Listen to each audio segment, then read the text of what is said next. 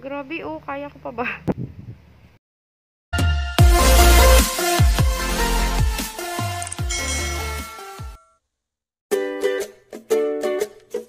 Welcome to my channel!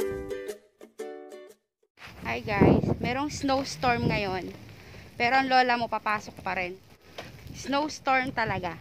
Pero, lubog na ako. Pero ang lola mo, papasok pa rin! Kaloka! Bala na si Darna, uy! Aray ko! Hala! Oo. Gabundok na kasi ako dadaan dito. Aray ko! Hala! Oh my God! Hala! Struggle is real. Aray ko. Ang ulan niya, snow na may kasamang hangin. Kaya, tapos hindi ko na makita yung daan. Aray ko. Saan lang ako dito. Aray. Tapos kailangan daw nakayuko ka lang. Kasi, papapasok sa mata ko yung snow. Pag-abang lang ako ng bus. Hi. Andito na ako sa bus station. Dinatry ko pa rin yung snow niya pag ganun. Hindi lang siya masyado makita, pero ayan.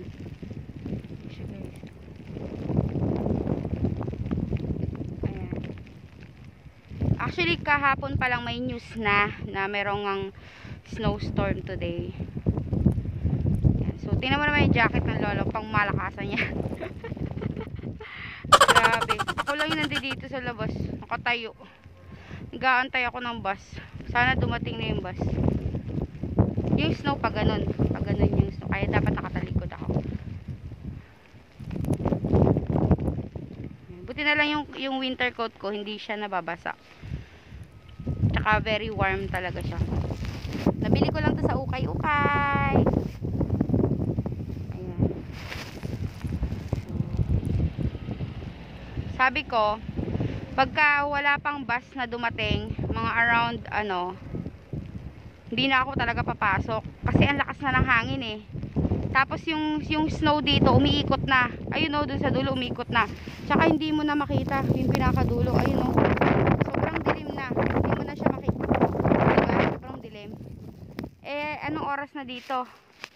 7:30 AM. Hindi mo na makita yung yung daan. Sabi nila, minsan daw may news din na hindi na din talaga daw pumapasok. Alam ko sa store may mga hindi na pumasok na yung yelo sa mata ko. Sa store may mga hindi na pumasok yata eh. Pero ewan ko ba, basta tatry ko pa rin pumasok. Yung isa ko kasi kasama, hindi siya makakapasok today kasi nga na-injured siya, nadulas siya sa snow. So, medyo may yung leg niya. Pero okay na siya. Pagaling naman na siya. Grabe. Diba guys, ang ganda ng snow. Pero pag ganito, yung sitwasyon, isusumpa mo talaga. Parang ako lang yata yung nandito sa labas, nag-i-enjoy pa, yung tontuwa pa. Diyos ko Lord, siraulo talaga ako. Grabe, hindi kasi makita ng camera ko pero umiikot na yung hangin ng snow. Tsaka ang lakas ng hangin, sobrang lakas. Kapit lang. Diyan naman si Lord, diba? Gagabayan naman tayo lagi. Buti na lang nakabili na ako ng winter boots. Oh my God, wala pa yung bus. Uy, saan na kaya yun?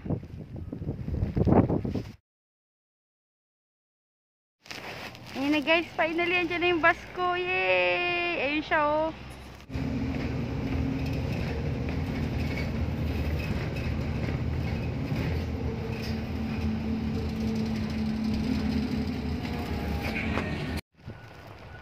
Yan guys, kabababa ko lang ng bus.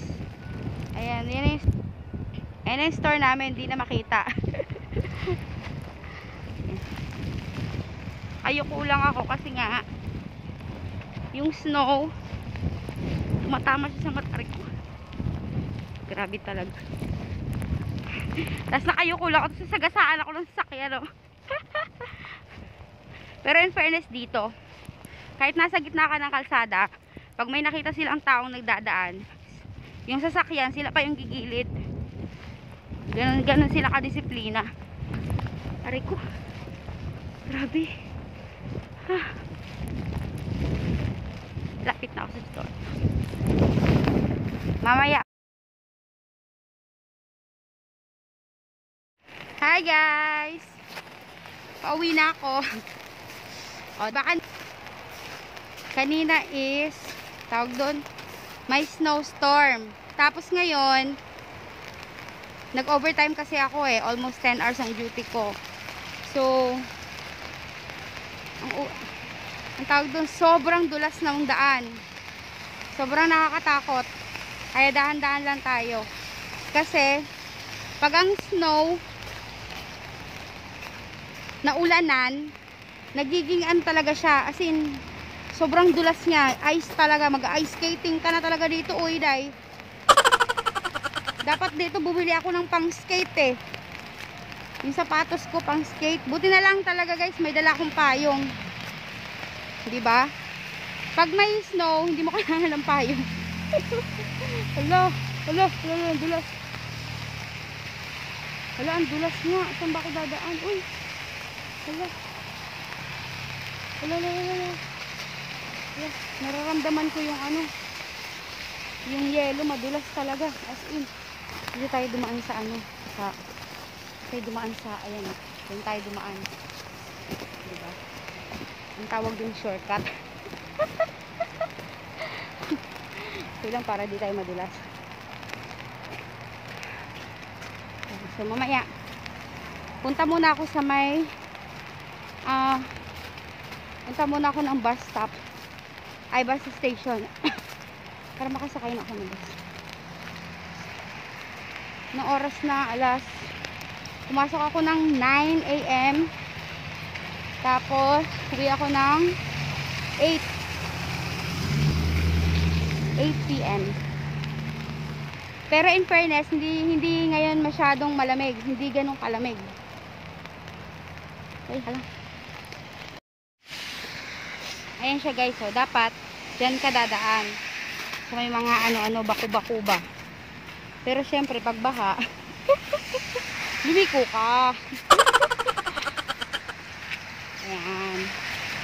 Ayan yung struggle is life. Andun pa yung bus stop. Ayan. So alam nyo ng buhay Canada, ha? Mag-isip-isip kayo kung pupunta kayo dito. Oh my gosh. Guys, dahil nagyelo na yung pindutan, wala na, hindi ko na siya mapindot. Hintayin na lang natin na mag-go. Ayan, oh. Ayan na guys, oh, lubog na lubog, oh. Wow.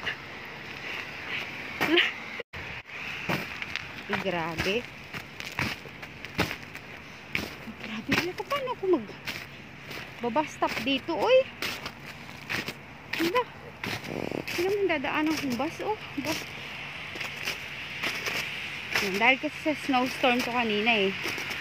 Ayan, kaabang ako ng bus dito. Tatumbling ako dyan, oh. Tingnan mo naman yung hanggang bewang ko kaya yan pag tumayo ako dun sa kalsada, oh. Ang saya, diba? Gusto ko maupo eh. Pero tinan mo na uupuan ko. Ay, nako Lord. Ganon, tatayo na lang ako. Antay tayo ng bus. Sana dumating agad yung bus ko. Ay, parang hindi na yata umuulan. Ano lang pa ba?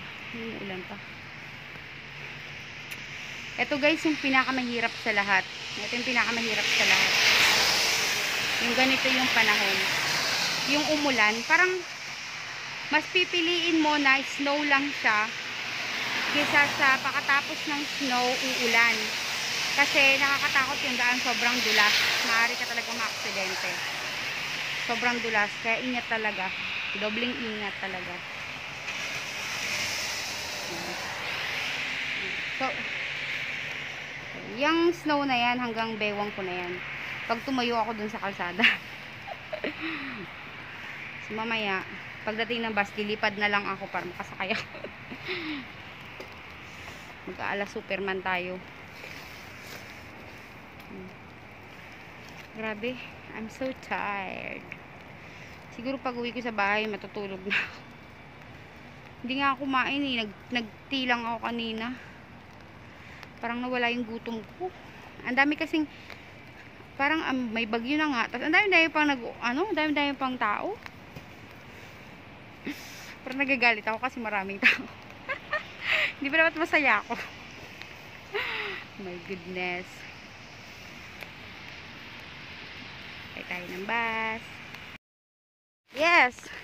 Are you gonna go back to Philippines? Yes, maybe after my contract is done. But, you know, we don't know if I'm going to stay here or live here. So you're still, Yes. but I'm finishing my... you're working also? Yeah, I'm working. Oh, really? What is your work? Ah. No, it's a case. Ah. Yeah, you can use your hood.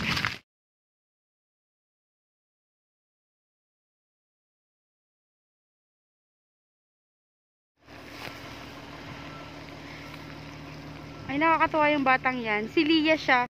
Hi guys. So, ayun, nakauwi na ako kanina. Sobrang grabe yung yung lamig. 'Di ba? Pala, nung bumaba ako sa may nakilala kong bata. Actually, hindi na siya bata. Kasi 18 years old na siya. Pangalan niya si Lia. So, nung parang tinulungan niya ako na parang sinabi niya sa akin na actually pagbaba ko kasi ng bus, nagpe-French siya. Hindi ko siya maintindihan.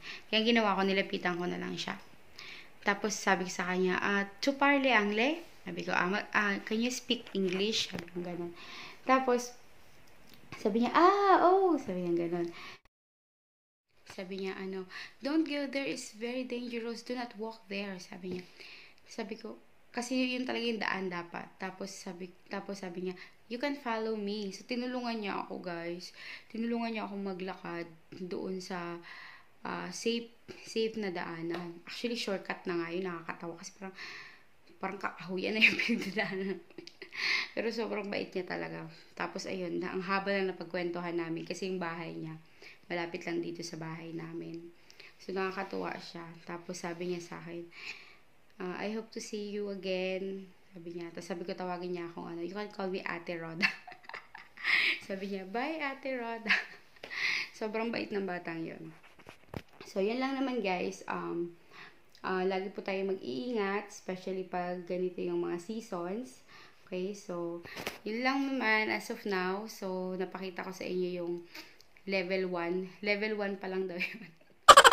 Ng snowstorm. So, what if yung talagang Diyos ko na, ewan ko. So, next time, papakita ko ulit sa inyo yun. Pagka, yung bonggang-bonggang, talagang ewan ko pa kung makakapaglakad pa ako nun. So, itatry natin yan, guys. So, yun lang.